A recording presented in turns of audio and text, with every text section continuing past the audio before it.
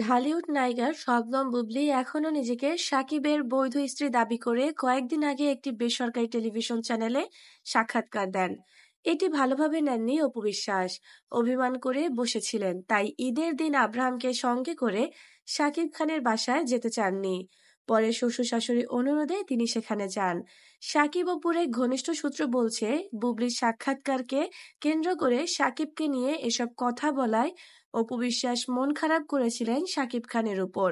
পরে সাকিবের পক্ষ থেকে আশ্বস্ত করার পর নাকি অপুর মন গলে।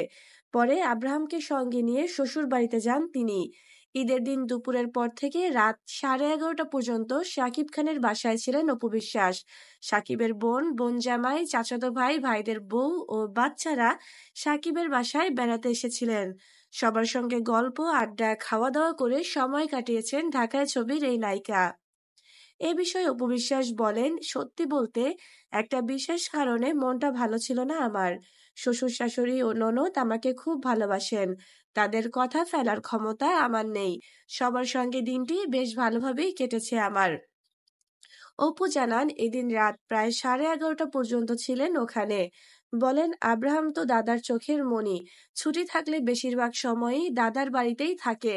দাদার সঙ্গে দারুণ জমে তার।